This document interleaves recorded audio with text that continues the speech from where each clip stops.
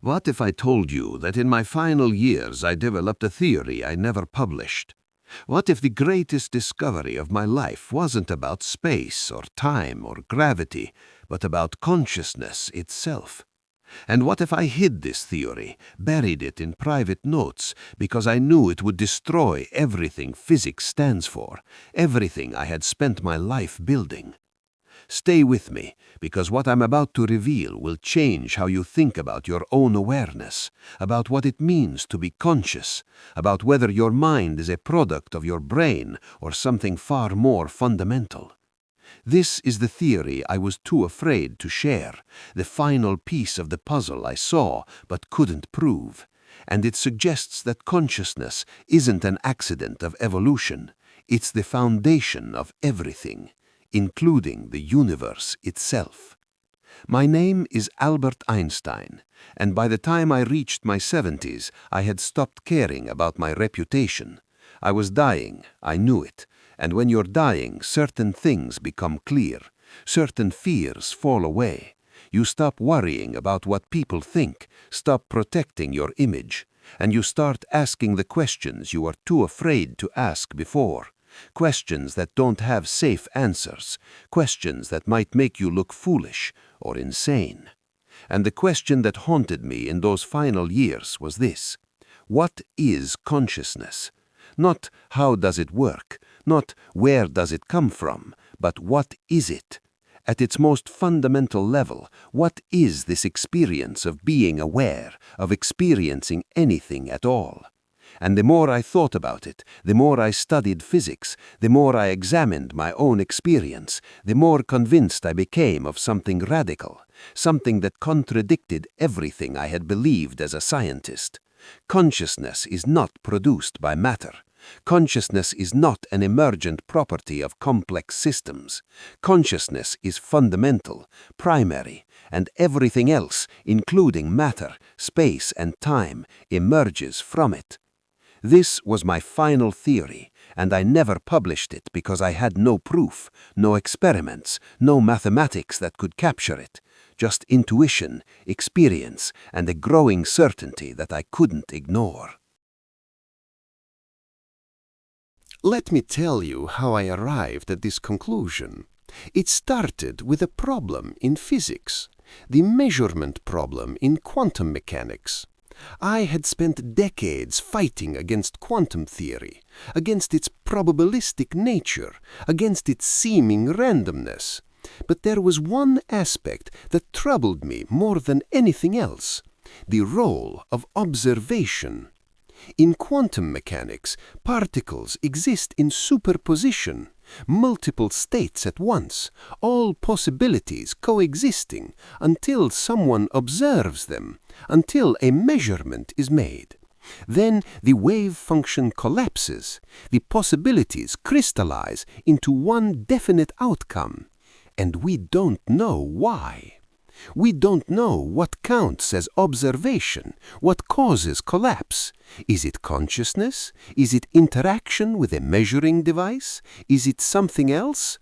The mathematics doesn't tell us, and this bothered me profoundly, because it suggested that observation, possibly consciousness itself, plays a fundamental role in reality, that things don't have definite properties until they're observed, that in some strange way the observer creates reality through the act of observation. And if that's true, then consciousness isn't just a side effect, isn't just neurons firing in brains. It's somehow woven into the fabric of reality itself. This thought terrified me because I was a materialist, a realist. I believed that physical reality exists independently of observation, that the moon is there whether or not anyone is looking at it. But quantum mechanics suggested otherwise, and I couldn't dismiss it anymore. Then there was my experience in the Alps, the mystical experience I wrote about in my private journals, the moment when my sense of self dissolved and I experienced directly that consciousness is fundamental, that separation is illusion, that all of existence is one unified field of awareness experiencing itself from countless perspectives. I had tried to explain that experience away, tried to reduce it to brain chemistry, neural misfiring, psychological phenomenon, but I couldn't. It had been too clear, too undeniable, too coherent. And over the years, that experience kept returning to my mind, whispering that maybe, just maybe, it had shown me something true, something I didn't want to accept but couldn't honestly deny. And then there was the simple logical problem, the hard problem of consciousness, as philosophers call it. How does subjective experience arise from objective matter? How do atoms and molecules, governed by physical laws, create the felt quality of experiencing redness or pain or joy? There's an explanatory gap, a mystery, and the more you think about it, the more you realize that no amount of complexity, no arrangement of matter can bridge that gap. You can describe the neural correlates of consciousness, can map which brain regions activate during certain experiences, but that doesn't explain experience itself, doesn't explain why there's something it's like to be you, why you're not just a biological robot processing information without any inner life. This gap, this mystery, it suggested to me that we're asking the wrong question. We're trying to explain consciousness in terms of matter. But what if it's the other way around? What if consciousness is fundamental and matter is what needs to be explained? This idea is not new. Philosophers have proposed it for centuries. Idealism, panpsychism, various forms of consciousness first, metaphysics. But as a physicist, I had dismissed these as speculation, as philosophy without evidence. But now, facing my own mortality, looking back on everything I had learned, I couldn't dismiss it anymore. The evidence was there, circumstantial, indirect, but there. Quantum mechanics suggesting that observation matters, my own direct experience suggesting that consciousness is more fundamental than I thought, the hard problem suggesting that materialism can't explain consciousness. And when I put it all together, when I really looked at it honestly, I came to a conclusion that would have destroyed my reputation if I had published it. Consciousness is not produced by brains. Brains are antennae, receivers, localizers of consciousness. But consciousness itself is fundamental, universal, the ground of all being. And what we call physical reality is a structure within consciousness, not the other way around. Matter doesn't create mind. Mind creates the appearance of matter. This is what I came to believe. This was my final theory. And I knew I could never publish it because I couldn't prove it, couldn't test it, couldn't even formulate it mathematically. It was intuition, philosophical speculation, not science. And Einstein, the physicist, couldn't publish philosophy, couldn't admit that maybe, just maybe, physics has fundamental limits, that there are aspects of reality that equations can't capture, that materialism might be wrong. Let me tell you what this theory actually means, what it implies about reality.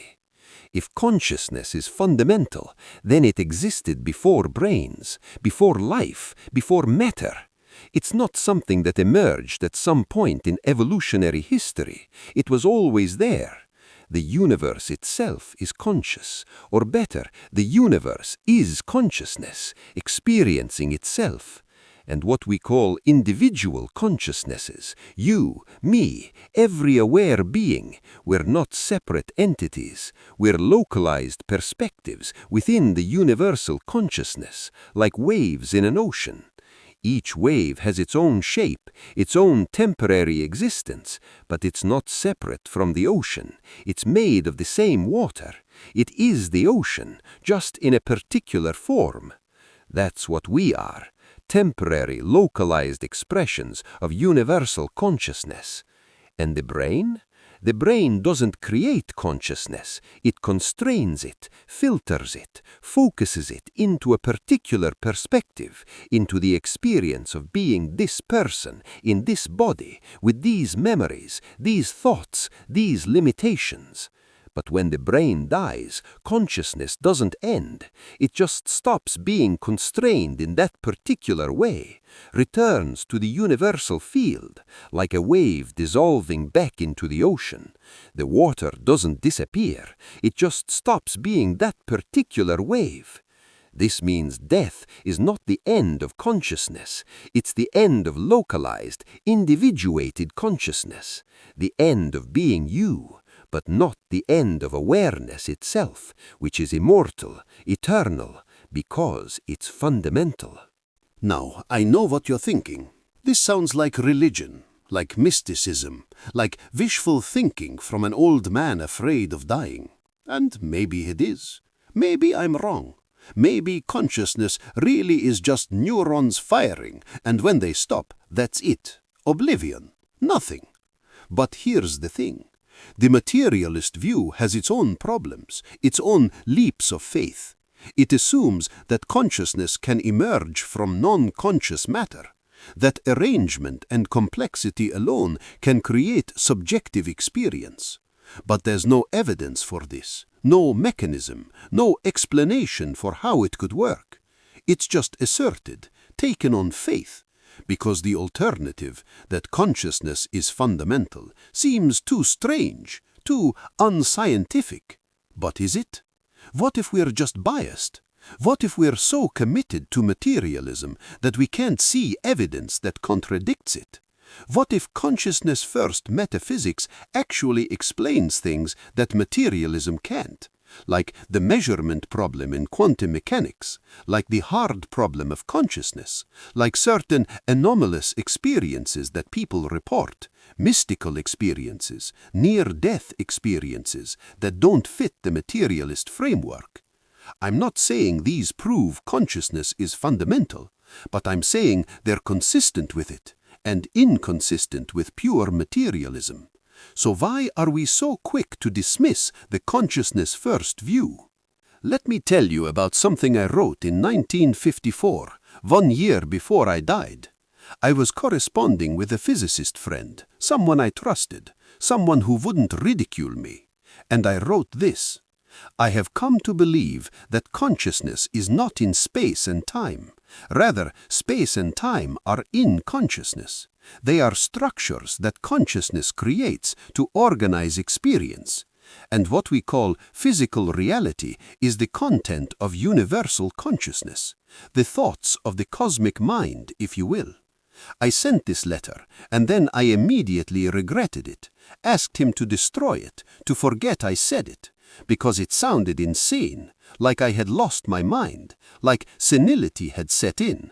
And he honored my request, destroyed the letter, or at least he said he did. I never knew for sure.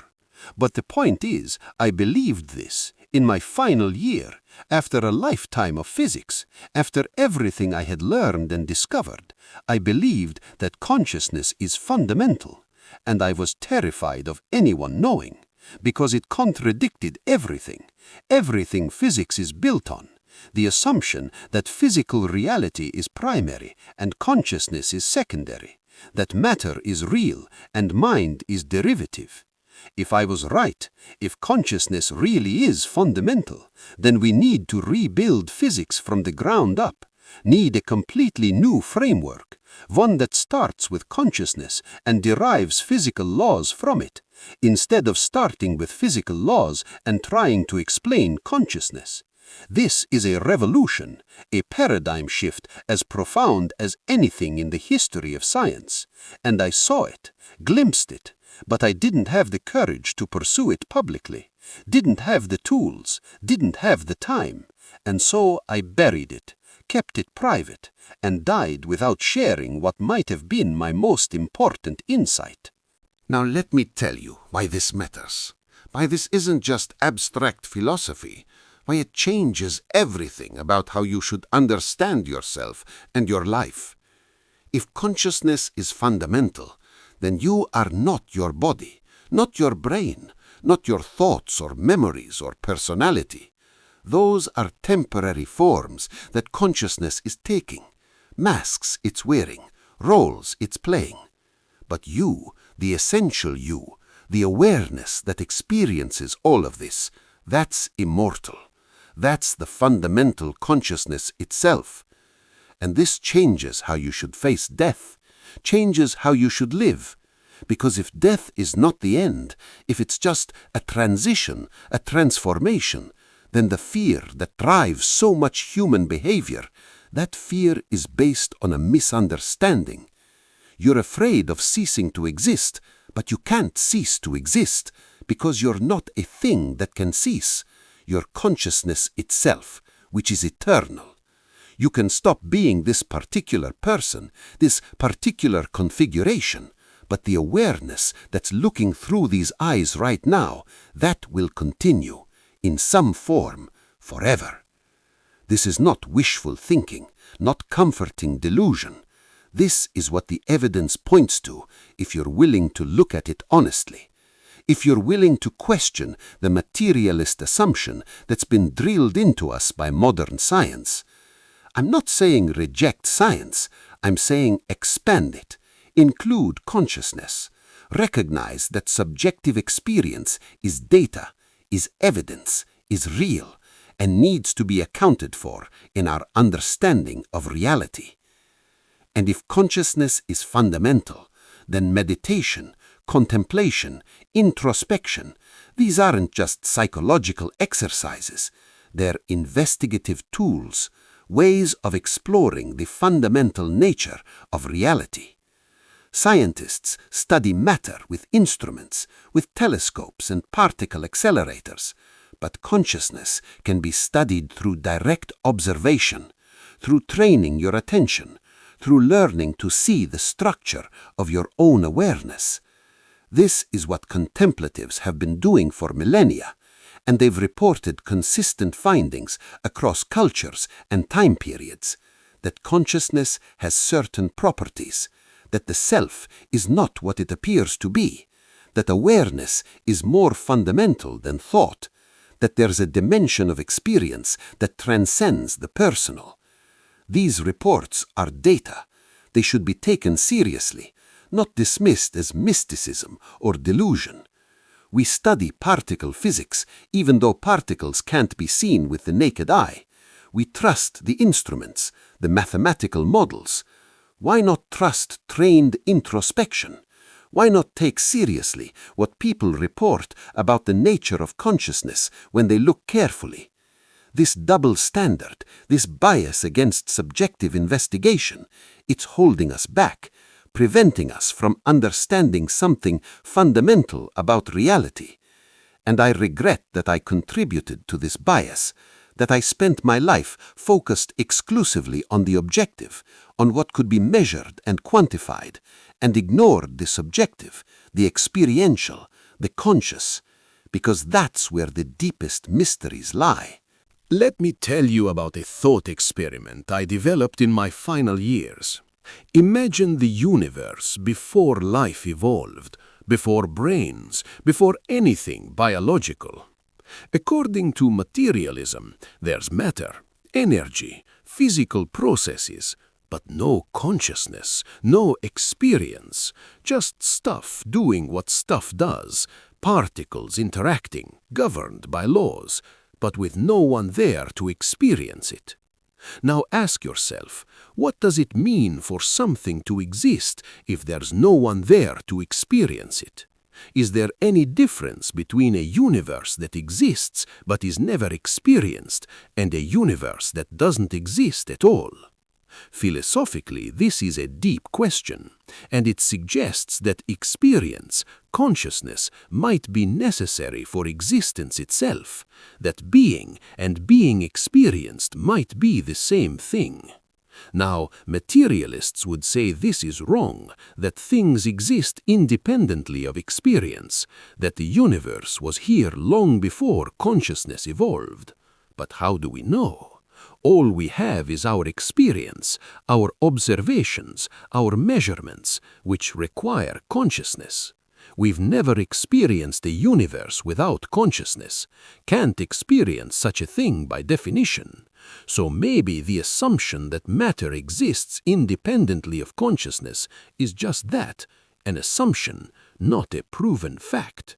And maybe the alternative, that consciousness is fundamental and matter is how consciousness appears to itself, maybe that's actually more parsimonious, more consistent with what we actually know, which is that all we ever have is experience, consciousness, awareness.